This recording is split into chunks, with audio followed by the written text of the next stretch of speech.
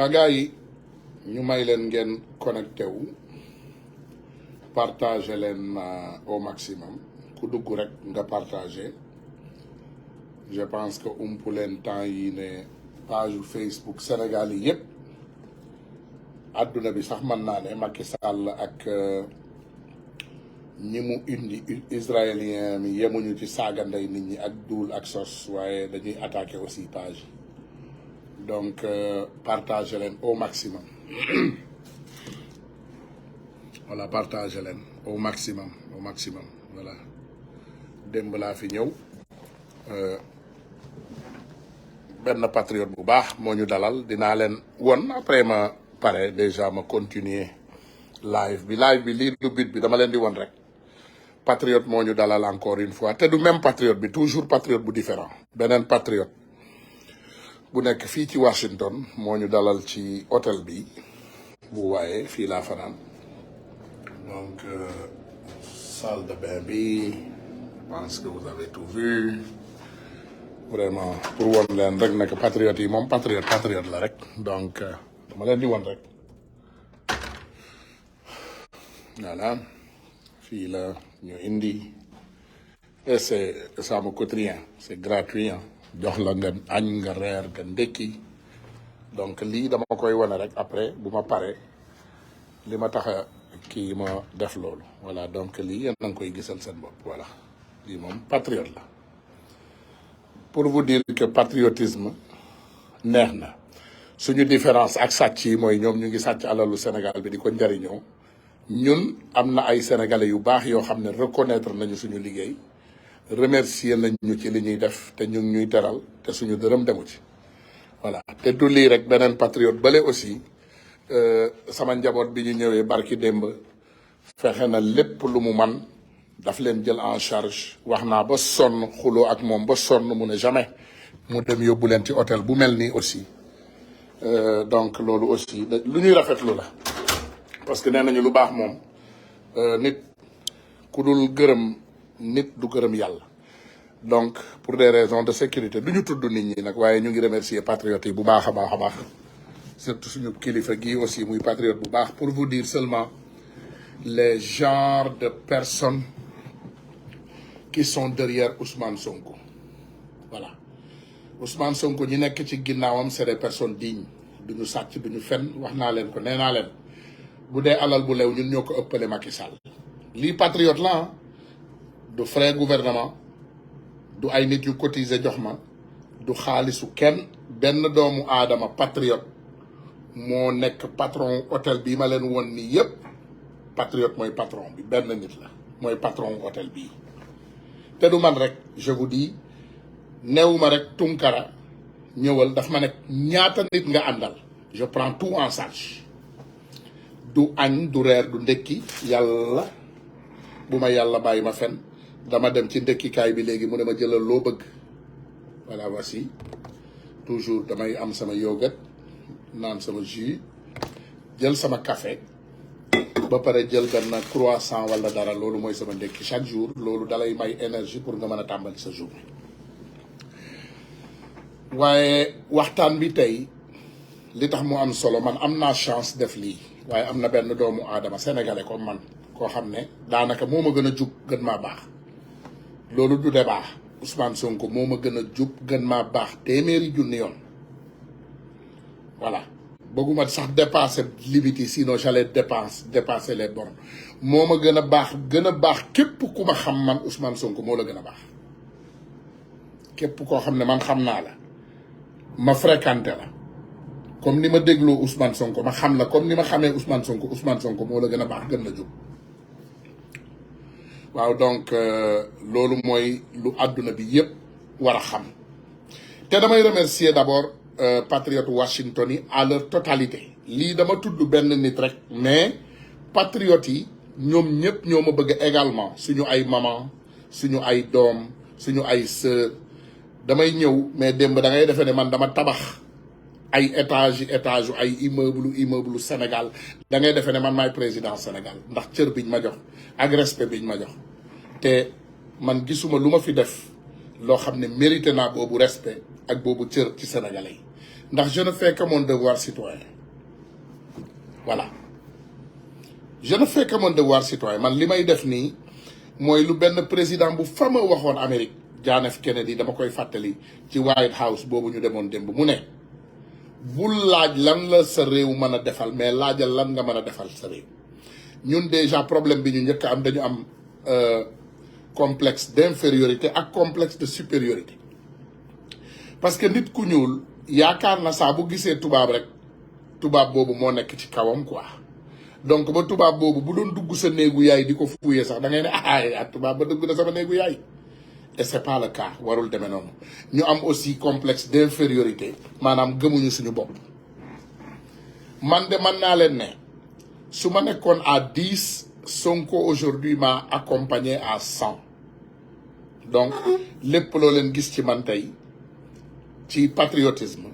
gërëm leen ci aussi Ousmane Sonko parce qu'il m'a beaucoup appris un petit frère qui m'a appris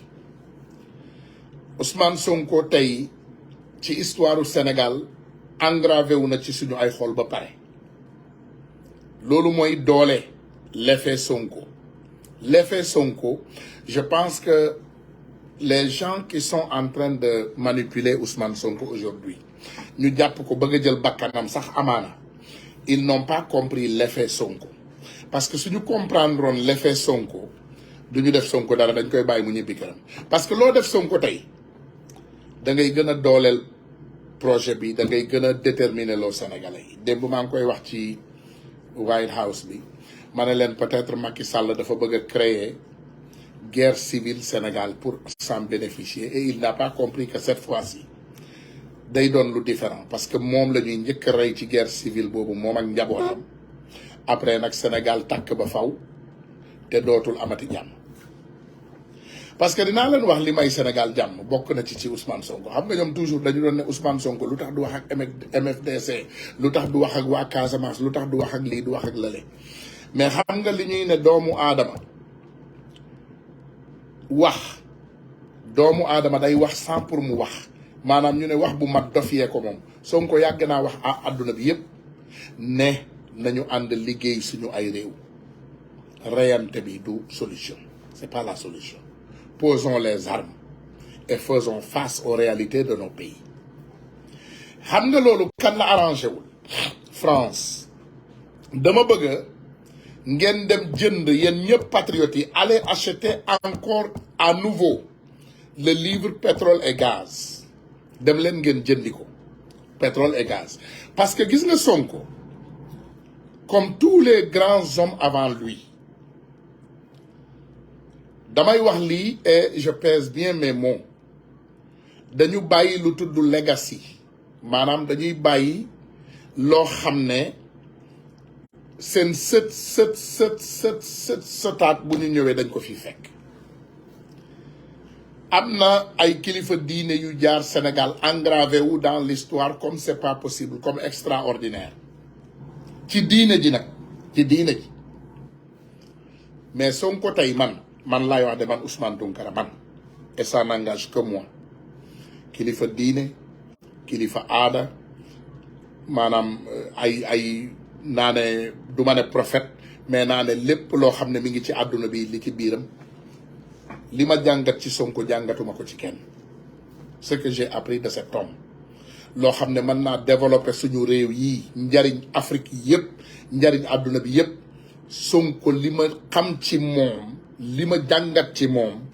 jógewul ci benn doomu aadama bu ma xam bu yàlla sàkk Sonko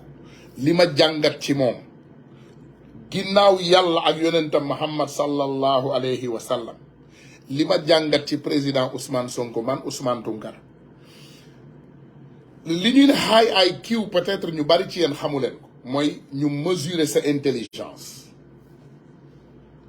loolu du ndam de du bakkukaay de du tiitaru de nee naa leen CM2 laa yem ci jàng man autodidacte laa mais je vous dis que sama IQ xaay na xaay boo xam ne parce que man damay mesurer damay dem defi samay test mesurer naa sama xalaat sama xel sama connaissance am na benn jaggi dayoo boo xam ne am na ko parce que dama mën a seetlu dama mën a déglu dama mën a comprendre je comprends très facilement man soo ma expliquer dara une fois rek dama koy comprendre loolu high IQ la mayu yàlla la du alal du leneen mais lépp lu yàlla maye loolu moo ci ëpp njariñ ci man mais bëgguma sax attardé wu ci man parce que ça c'est pas moi man li may wax nii tey du man waaye damay wax ak doomu sénégalais yi rek ngeen xam ci lan lañu toog dafa am sama benn xaritu congolais bu ma mas a waxtaanal parce que man Congo sama papa dem na fa Zaïre Congo Brazzaville Kinshasa ñaari yëpp dem na fa donc dama ma daan waxtaan ak sama xarit boobu daf ma ne yow man damay dégg seen benn waaju am xam-xam bu nekk Sénégal ma ne ko kooku kan la mu ne Ousmane Sonko ma ne ko waaw ma ne ko dëgg la mu ne dama lay gis lu bari ngay intervenir ci moom ma ne waaw mu ne billahi yàlla bu ñu mayoon Ousmane Sonko di kon ñun xeex nañu rey nañu suñu président yëpp fal ko ma ne ko ah mu ne ma waaw ma ne ko donc ñu nit ñu ngi ci yoon bi ñu ngi travailler mais de manière intelligente nag mu ne ma ah fexe leen de bu mu leen rëcc de ma ne ko pourquoi mu ne est-ce que vous savez que Sonko ne parle pas tout simplement pour le Sénégal il parle pour le monde entier il parle pour toute l'Afrique mu ne est-ce que xam nga Sonko tubaab yi sax mi ngi leen di njariñ ma ne ko mais comment ça mu ne parce que mi ngi leen di jàngal bañ a exploiter doomu aadama ma ne luy loolu mu ne parce que Sonko mi ngi jox tubaab yi warning boo xam ne bu ñu intelligent yi dinañu mën a retirer wu ci Afrique dellu ci seeni ay gox liggéey seeni ay gox liggéeyee seeni alal balaa doomu Afrique yi di leen génne ci biti ñuy tumuranke ma ne ko mais pourquoi nga wax loolu mu ne ok je vais te dire une chose ma ne ko mu ne adduna bi yëpp li ngeen di yuuxu da ngeen di ne Congo ku ko dégg or ngeen di wax Mabutu or jama ngeen di tudd yeneen réew yi or jama ma ne ko waaw mu ne ma y a une chose que vous ne connaissez pas ma ne ko lan la mu ne ma ñu nit am nañu pétrole ak gaz comme yéen ma ne ko lay wax ni ma ne man mosuma ko dégg mu ne c'est parce que français yaa ngi koy exploiter pendant des décennies nanguwuñu benn doomu aadama teg ci bët ñi nga xam ne ñoom ñooy congolais yi war a dem saytu mbir yooyu mënuñu ko sax saytu parce que amuñu sax saytukaay yi amuñu ni bateau ni pirogue amuñu ni expert bu mën a dem saytu ñaata pétrole la France di génnee ci seen réew mu ne xam nga ban leader africain moo mës a bind pétrole et gaz ma ne ko kan mu ne Ousmane Sonko mu ne dem leen ngeen lire livre am boobu moi j'en ai des copies soo bëggee ma yónnee la benn dama koy lire di ko liiraat di ko lire di ko liiraat di ko lire di ko liiraat ma ne mais waa ji kii c'est un saint ou c'est un messager de Dieu parce que il est venu pour sauver l'Afrique parce que moom li mu wax tax na congolais yi taxawaat ci seen gaz ak pétrole tax na yeneen réew yi yëpp ci àdduna bi yeewuwaat ne ah xaaral français yi ñu ngi màcc suñu deret bàyyil ñu nit ñu commencé auditer gis nga Sonko ñëwam ci Sénégal ak doole bi mu am moo suscité coup d'état yu bari yu ngeen gis nii ci sous-région bi parce que réew yooyu dañu yeewu ñoom ñu jël seeni ay responsabilité ndegem Sénégal nag ñun ñoo gën a liggéey ñëpp suñu armée dañu défaillant rek maa ngi koy wax tey te jël samay responsabilité ñun armée bu défaillant la ñu am ñun yoruñu ay jàmbaar de ay diriyanke la ñu yor ci suñu biir armée on n'a pas de jàmbaar vous m'excusez du terme on n'a pas de jàmbaar parce que jàmbaar mooy kii taxaw face à l'histoire tu prends tes responsabilités kooku mooy jàmbaar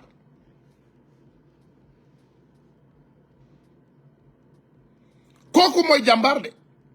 jàmbaar du ki toog këram di seetaan yor arme ñuy mater sa population mais joxe ci sa bakkan bu boobaa jàmbaar ga waaye moi j'ai une famille waaye tu sais xamu leen situation Sénégal yi grand dafa compliqué loolu lañ may wax ah il m'appelle les hommes de tenue oui tu sais situation réew mi dafa compliqué am na loo xam ne boo ko defee sa famille du lekk Ousmane Sonko amul famille Thomas Sankara n'avait pas une famille Lumumba n'avait pas une famille tous les grands hommes qui sont là qui se sont vendus qui se sont donné la vie ils n'ont pas de famille xam nga Amérique lu tax ñoom ñu utiliser le mot patriote demal soldat américain nga jéem a dof-doflu dafay jël fetal bi mu jamarloo ak yow nga rey ko mu ñu engravé ko dans l'histoire. yéen ay soldat ngeen ñu jox leen ngeen lekk ba suur, on vous donne l'arme, vous tenez les armes et vous suivez des ordres d'un vendu, d'un cartel pour massacrer vos populations. Et vous vous appelez des jàmbaar, vous êtes des yambar, man maa ko wax. Sénégal amul jàmbaar, ay yambar la am. yéen ñëpp ñu ngi nii di leen paqueté di leen bootloo ay sac ne leen dem leen ngeen attaqué seeni frère d'armes, seen frère ay Niger, waa Niger ñi yeewu dàq tubaab bi parce que ñu ngi exploiter seen ressources naturelles. dàq chien yi yéen ñu bëgg leen armée bootloo leen ay sac ngeen dem. Pendant ce temps vous avez un héros à l'hôpital principal. Un héros. Ousmane Sonko est plus qu'un Sénégalais, c'est un héros.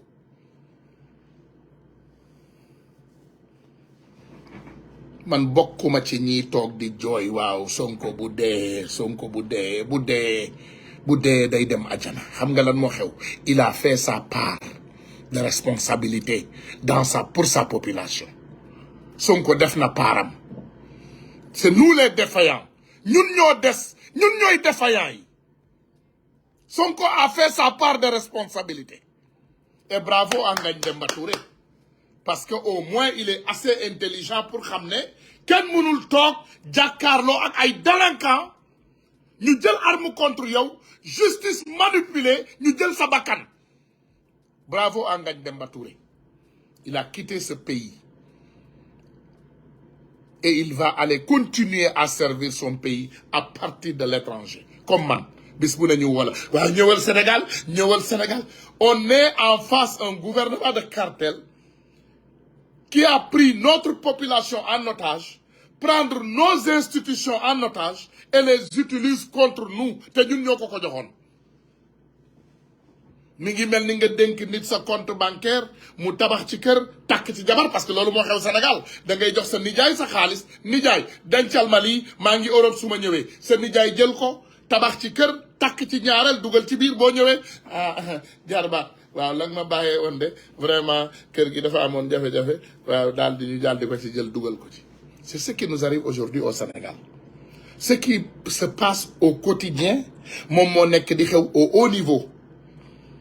c'est le Sénégalais, hein. Macky Sall c'est un Sénégalais de haut niveau, c'est tout. parce que nijaay boo ko joxee xaalis lim koy doyee loolu la Macky Sall di doyee ni alalu Sénégal. mu jël suñu armée, suñu police, suñu gendarmerie, suñu lépp mu utiliser ko contre ñun. sa nijaay tamit loolu lay def. boo ko joxoon sa xaalis daf ci tabax kër mu takk ci ñaareel mu yóbbu la ci sëriñ bi ñu sëriñtu la nga dof, wala amaana sax mu posone la nga dee. lii mooy Sénégal. Armée sénégalaise, vous n'êtes pas digne. Vous n'êtes pas digne. yéen ay yambar ngeen. xoolal tey waa BIP waa GIGN boo waxee way grand situation est compliquée de tu sais billahi Sénégal moo metti parce que soo waxee sa famille, soo waxee sa nangam. nga defee ne benn gendarmerie bu amoon ay kuy ngeen dem bopp Moussa Fall bi ngeen dóor ci bal tëg ngeen def même chose Macky Sall même chose. mais est-ce que xam ngeen ne dëkk bi day jub en 10 secondes day jub en 10 secondes day jub waaye ngeen toog ne yasar toog seen kaw chaise yi. Didier Badji et Fulbert Sambou, ils n'ont jamais rien essayé. Macky Sall moo leen rey pour intimider leen yéen parce que ñaari doomu joolaa lañu. Casamance lañu dëkk par coïncidence mu jël leen kidnapper leen rey leen voilà comme ça yéen les bêtes là mu jéem leen intimider. c'est tout. mais ñooñu defuñu dara pour ngeen toog foofu xoolal ñooñu li ñu leen def li ñu doon def non ñooñu defuñu dara. Macky Sall li mu def Didier Badji def ko Fulbert Sambou def na ko ay homme politique def na ko Idrissa Seck Idi moom sànni ko fële def na ko Khalifa Sall def ko Karim Wade mu jéem ko ak Ousmane Sonko on a résisté une fois mu jéemaat ko ak Ousmane Sonko on a résisté 2 fois mu jéemaat ko ak Ousmane Sonko on a résisté 3 fois. mais cette fois-ci il faut savoir que c'est la force de l'État qui nous appartient nous tous qu'il a utilisé contre nous. D'où APR. Si c'était l'APR et le PASTEF, nee nañu leen combat boobu du durer 10 minutes. Macky Sall n'a pas 10 personnes qui sont prêtes à mourir pour lui. Amul. Macky Sall amul fukki nit yu pare pour joxe bakkanam sen bakkan pour moom. Amul. Par contre, Ousmane Sonko, il y a des milliers de jeunes qui sont prêts à donner l'âme, qui sont prêts à donner la vie pour Ousmane Sonko. Parfois, vous n'avez pas compris, mais avec le départ de Ngagne Demba, faites attention. Une nouvelle forme de révolution dina yeewu.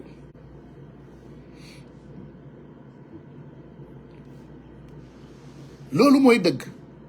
Sénégal tey amul leader sur le combat. Il y a pas de leader.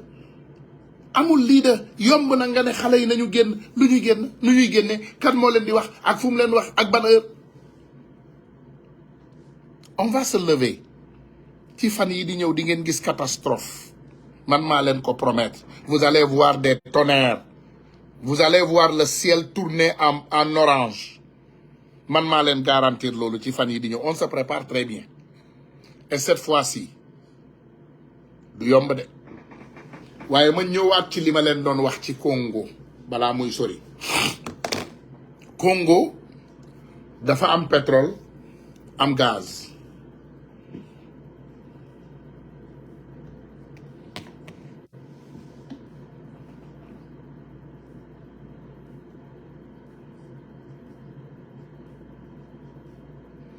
Congo dafa am pétrole am gaz. Ndekete société français bi tudd Elk dama bëgg a make show ndax am naa vidéo bi waa ji wax na ma ko nee na ma pendant des années ñu ngi exploiter pétrole ak gaz du Congo kenn mënu laa wax ban montant la ñuy exploiter. Xam ngeen lu tax gars yi yëpp gaawantu signé ay contrat ak Sénégal BP wala contrat ko société yi yëpp parce que avec le Sénégal la facilité qu'ils auront ils pourront exploiter des tonnes et des tonnes et des tonnes et des tonnes et des tonnes de pétrole et gaz te benn doomu aadama du leen mën a auditer parce que amuñu matériel yi ñu soxla pour auditer ñaata la ñuy yóbbu non seulement et on n'a pas les moyens nécessaires pour les auditer. Donc eux ils vont s'en profiter. Ils vont s'enrichir sur le dos des Sénégalais. Ils vont s'enrichir sur le dos des Sénégalais. Ils vont s'enrichir sur les dos des Sénégalais. Ils vont s'enrichir sur les dos des Sénégalais. Ba ñoom ñu tekki Sénégal gën a dugg ci nguuta. Ci nguuta lañ jëm de. Da ngeen yaakaar ne léegi nii am na ñuy jooy soble seer na ceeb seer na nangam seer na déedéet. Lii waaj a ñëw Sénégal inflation la tudd. Inflation xam nga lu muy indi. Da ngay dem ba mujj gi da ngay feesal saaku ak xaalis te mënuloo cee jënd mburu maanaam sa xaalis di nga jël saako ba mu fees ak xaalis pour jënd benn miisu mburu maanaam da ngay yenu saaku 50 kilos dem marché pour mën a ndugg ci xaalis loolu mooy waaj a daal Sénégal inflation parce que Macky Sall fi mu ñu jëmee day sàcc suñu alal bi yëpp jàpp suñu gor yu baax yi yëpp tëj ñeneen ñi mu rey ñeneen ñi mu faat moom jaam la moom mu toog ci bopp réew mi di def du n'importe quoi parce que jox na alal bi yëpp tubaab yi mu toog këram nag di sekkere toog ki seeñu te kenn du ci man dara parce que tubaab bi dina jël armée wër Macky Sall di ko gàdde gis ngeen déjà armée sénégalaise bi armée sénégalaise bi lan moo fi am na ay tubaab am na ay conseiller spécial armée française yoo xam ne ñu nga fa ak armée israélienne yoo xam ne ñu nga fa Macky Sall ce qu'il a réussi à faire dans sa présidence mooy mu dem xaritoo ak ay tubaab ne leen protéger leen ma loo leen bëgg rek ma jox leen man naa toog ci nguur gi rek dina ñëw avec ces 2 ans là il va augmenter les 2 ans dagg leen li xam naa ne ay ngeen Macky dina yokk élection yi du am 2024 dina ci yokk ñaari at yooyu mu ci bëgg a yokk bu ko ci yokkee gis ngeen moom partisan mi déjà pour moom c'est tous des bêtes du ci tànn kenn du tànn kenn ci parti politique am pour mu wuutu ko déedéet du ko def après day ñëwaat mu ne leen dëkk bi daal dafa jaxasoo waaw man maa fi war a toog comme Alassane Ouattara ni mu defoon noonu ne waaw vraiment gis ngeen dëkk bi ni mu mel situation bi vraiment il faut man ma toog ma lijjanti ko jubbanti yëpp voilà lépp jaar yoon fa la Macky Sall di dem ak Sénégalais yi fi mu toll nii dafa ne ñu mate ñëpp ñu intimider ñëpp jàpp ñëpp loolu la wax ordre boobu la joxe mu ne jàpp leen ñëpp foutez-les dans la prison ku wax jàpp leen koo leen mën a jàpp leen parce que rey bi léegi Juan Branco siiwal na lool donc rey bi dañ koy moytu fi mu ne waaye jàpp leen ñëpp ngeen dugal leen ci biir kaso bi bu ñu defee grève de la faim bàyyi leen foofu ñoom ñoo def grève de la faim nañu dee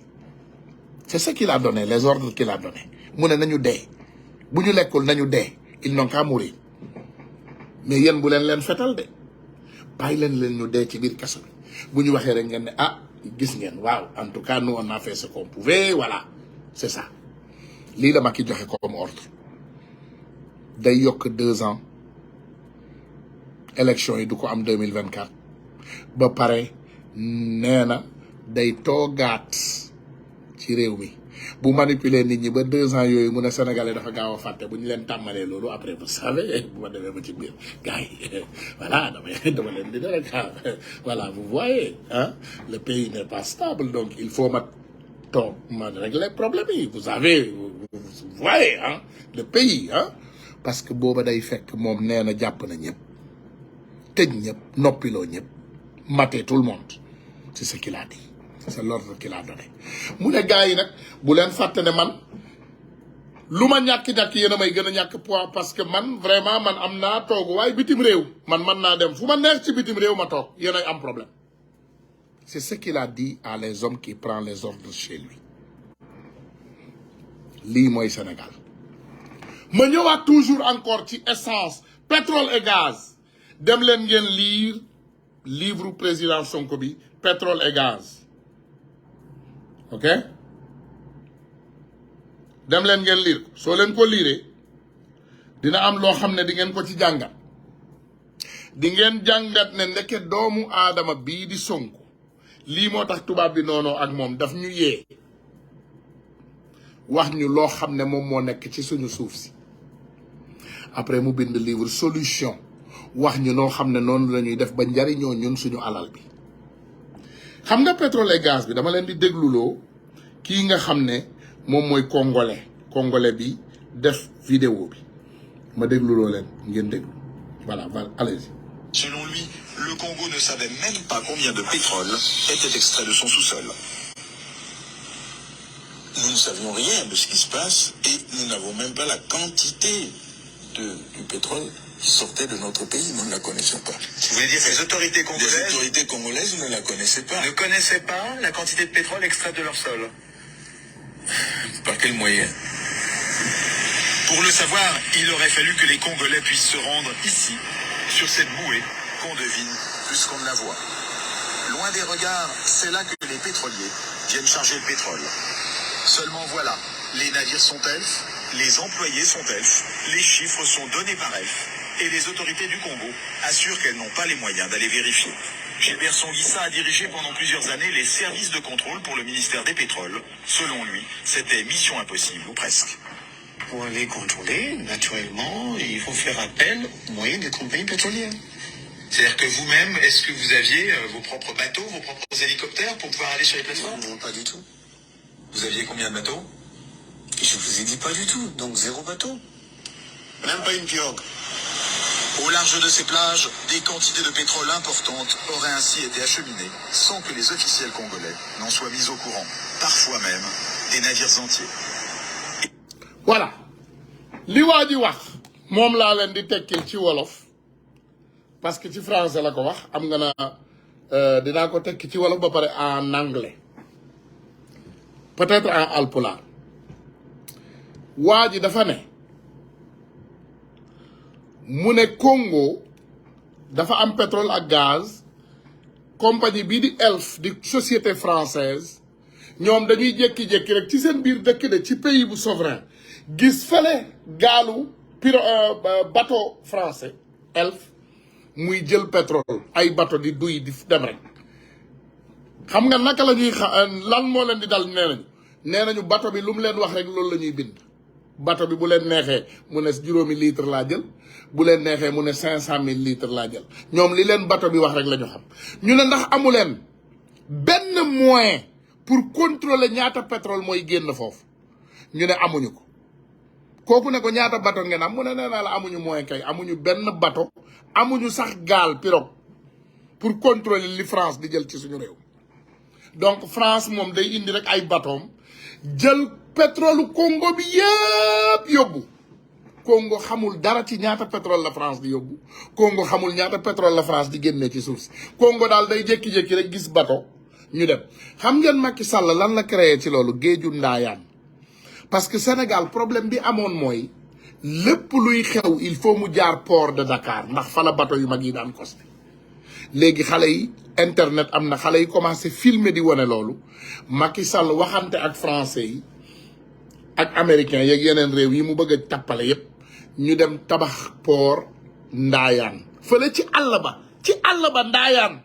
foofu du am benn caméra du am benn nit bu koy gis du am kenn ku koy filmer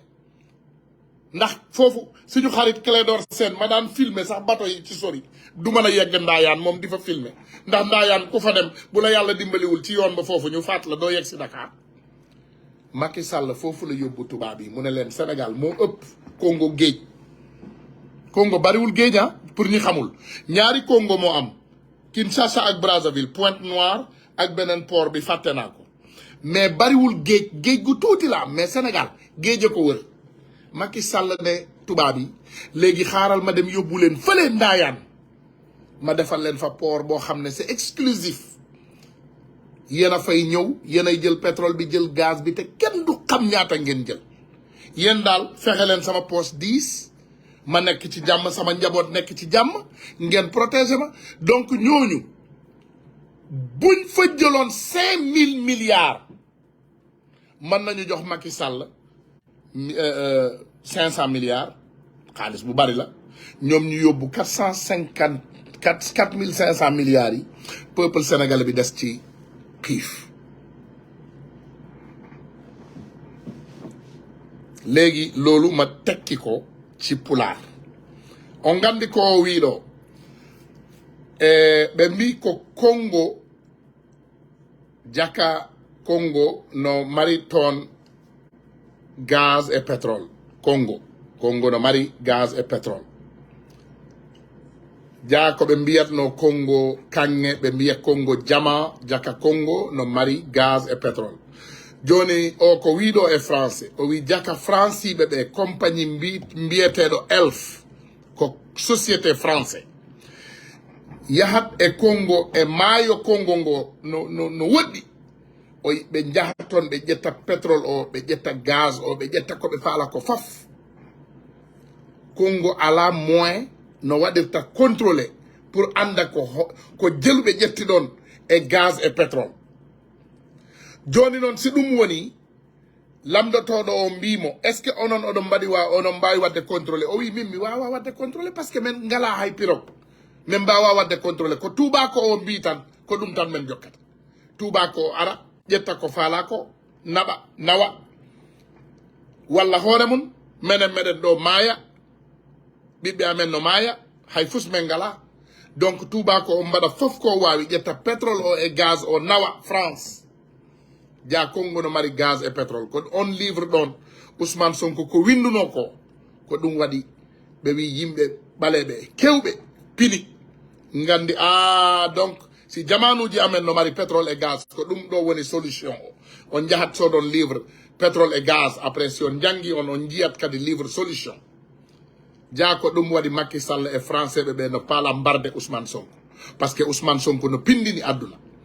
joni noon Macky Sall no mbaɗi noon fi Congo no ɓe mbaɗi to Congo o wi tubakoɓe min port de Dakar o si ari fof mbaɗat photographié on jiyat fof ɓe jiyat joni komi watta mi naɓat mon ha ndayan mi mbaɗana on toon port maayo ndayan to no woɗɗi sénégalais ɓe mbawata yaade toon pour wada photographier jetta vidéo ji pour kolla adina joni onon on jawnoto jetton kom faldon ko fof nabon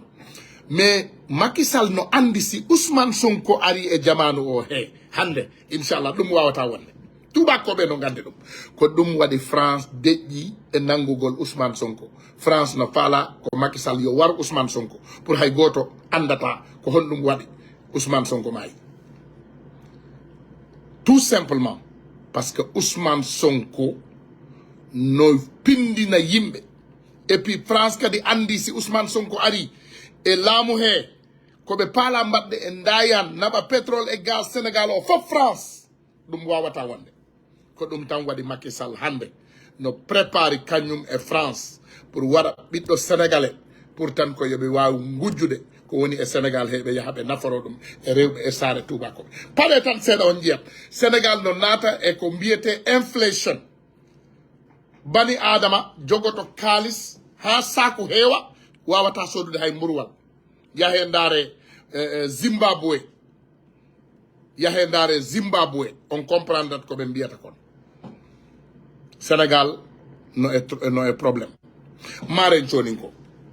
nga keɓe konno ko ndu nga hurandini ku hannudi lahi kenya hurandina hay soni ngan kandende angana daga Congo sere gabe gana Congo ko ina kange nya konno ado daimo inta gasi konno inta petrol konno wayi ganta kun konno tubabu nu ku janga kembire igana daga Congo hangen no ondi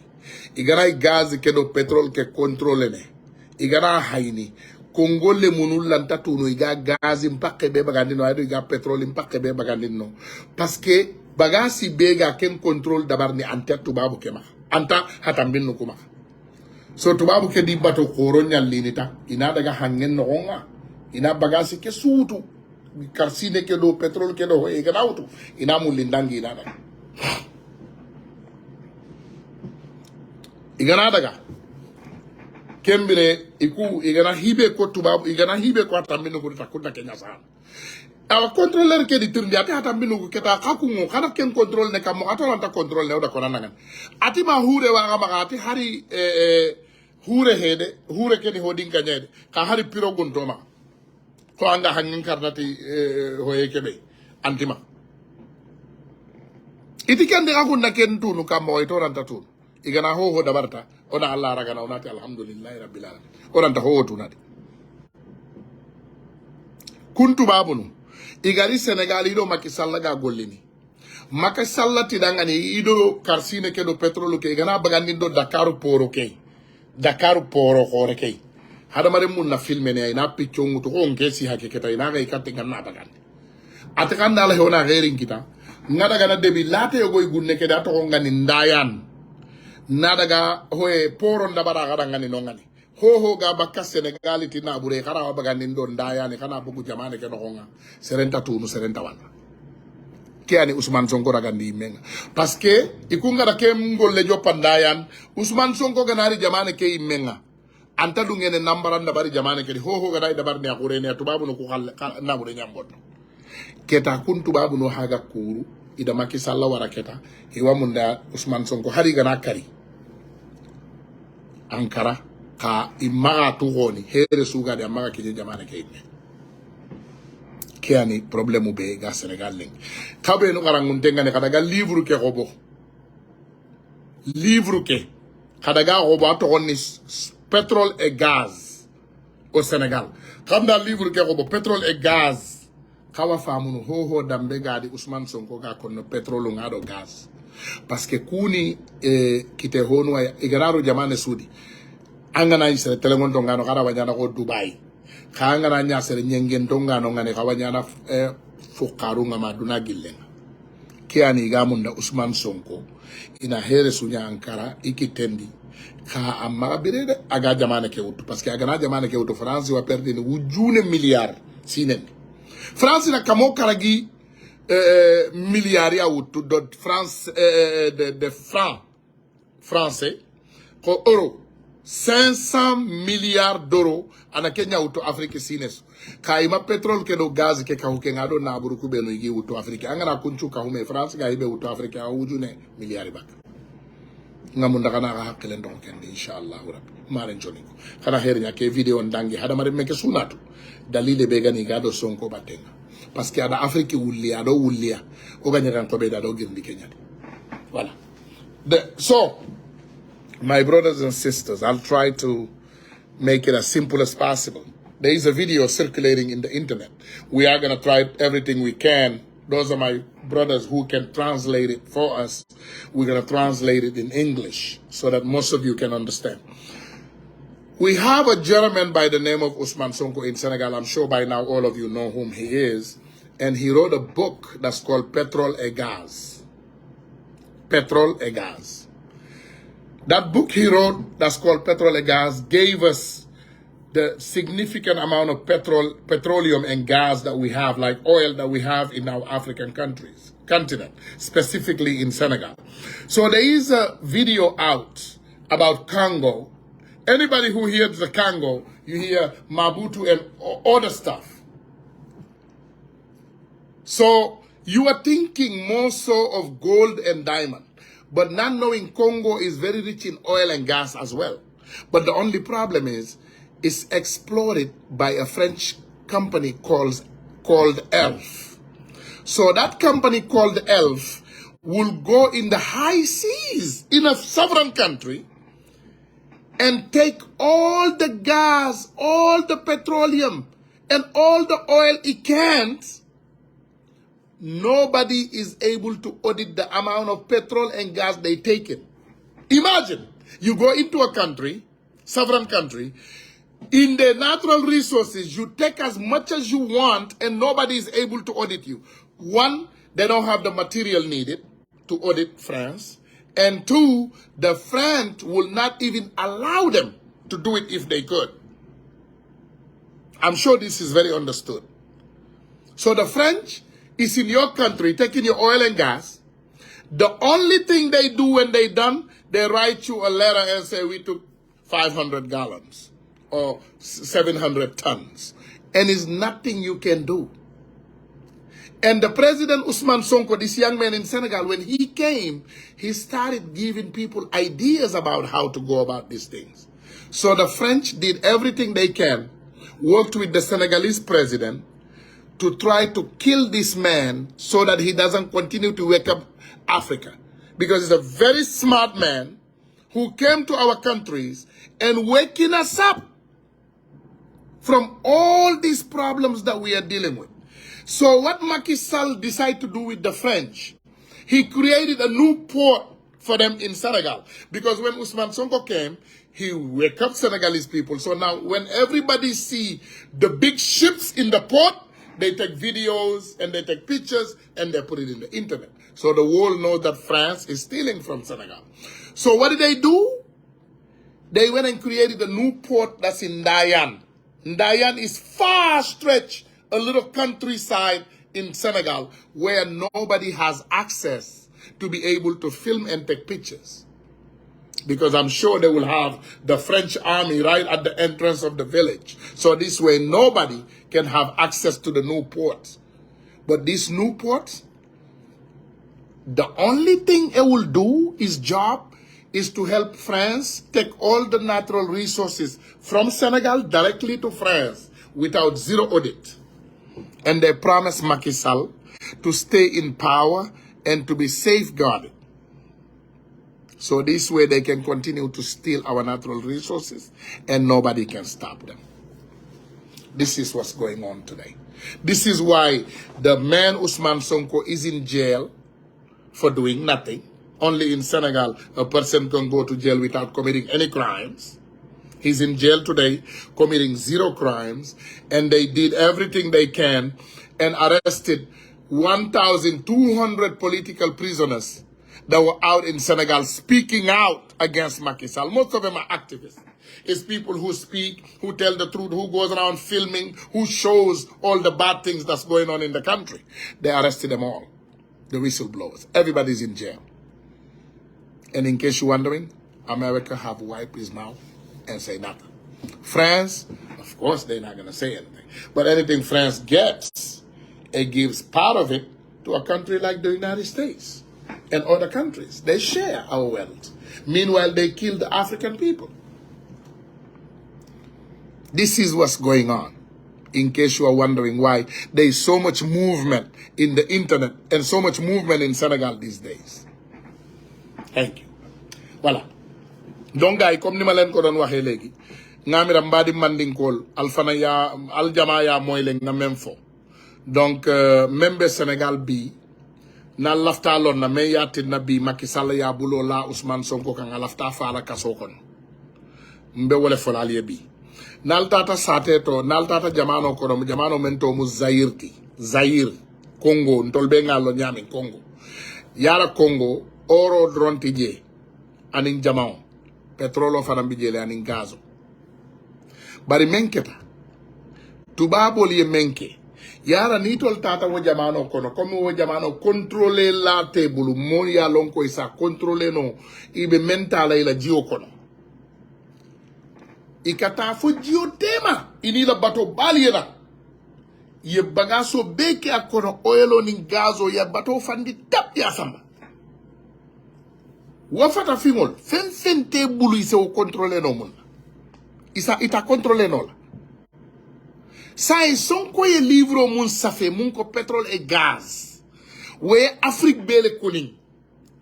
Afrique oli ala nyim pétrole le ben na jamano ko na nyin gazo nyine yatit na tubabol yaram ni momo e londo soto dron abe sata nyin ko na yafa ibu kabula idiam yara nyine keta say Ousmane Sonko ay wo livre même bondi min ko pétrole et gaz après ay livre do le bondi mun ko solution nyantam famma ko la nyamin na pétrole ni na gazo ye mol nafa say to lié mu nekke tubabol ni diamu tay ko alfere kede ni Ousmane Sonko na fata jamano ko wala ntol haajo bet nyal alafa Macky Sall ka wala kataten wala yatin na liaje bi Ousmane Sonko memba bulu kaso kono ni Ousmane Sonko banni domor ko kenu ibe posono dira la ya domo e fa kaso kono wala yatin Ousmane Sonko ko Macky Sall e ninte be fala lungolu ni bente fala fo yelo e taray bulo kan fo bulo e yelo soto fok sa loxo tak deret man so mare il faut sa loxo tak deret wala yatina liaje ni mo wili kilin keme fulo be ye be muta ye bulaka sokono parce que wol kata ka filmer role menke ka kuol yetandi ha Macky Sall ka ñine suña ha Sénégal ñine bi jie ñine be banko kan wala yatina ñi dindingol be muta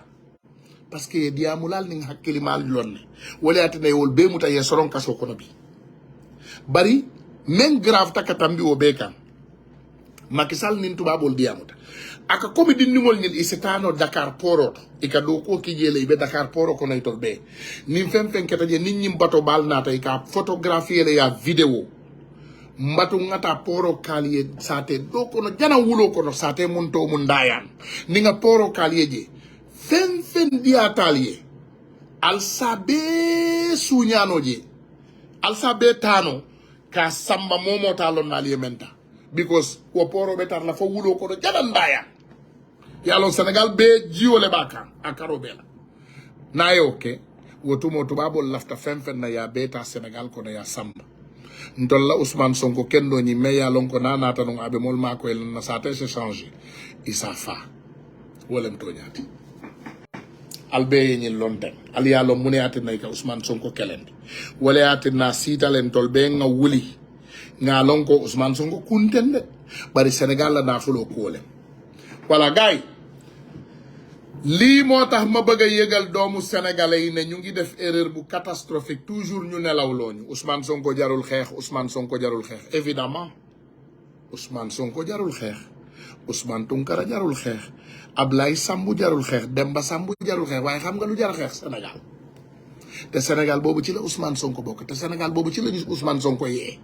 bu du lon Ousmane Sonko man mi di wax ak yeen duma xam Sénégal pétrole ak gazam fu mu toll bu du lon Ousmane Sonko solution man duma xam lan moy solution pour ñun ñu génn ci nguuta gi ñu nekk ci Sénégal ndax man newoon naa leen man signé naa bu yàgg pare ci Sénégal man pare woon naa ci Sénégal bu yàgg soxlawuma fa dara nee naa leen même bu Ousmane Sonko ñëwee ci bopp nguur gi man duma dëkk Sénégal non man yéen laay xeexal pour ngeen nekk ci jàmm mais même bu Ousmane Sonko nekkoon ci bopp nguur gi man duma dem dëkki Sénégal je vous dis ça parce que déjà man li ma bëgg muy sama passe-temps muy sama ay moto sama moto bi ma yor sama moto routière bi ma yor mënul daw ci seen yoon yi parce que yéen seen yoon yi yëpp ay suuf la ay rëq-rëq ay xarang-xarang daanu dee moo fa am te ñun suñu tali yi démb par exemple tawal naa 4 heures 5 heures de temps jóge New York ñëw ba Washington sama moto laa war casque baa ngi ne le yéen a ngi koy gis sama moto bu yanj laa war nekk ci tali bu nooy nepp di ci dawal amuma benn problème ba yegg si donc sénégalais yi nañu jóg xam lu tax ñuy xeex bii yàgg naa leen wax ne c'est le nôtre xeex bii du dagg buumu njaam rek mais suqali Sénégal la jële ko ci ndóol ba faw benn groupe bandi ñoo dajaloo partager milliards Sénégal yi bokk ci DG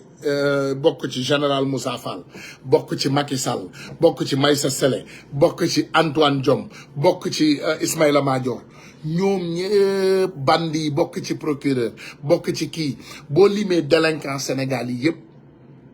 magistrat juge magistrat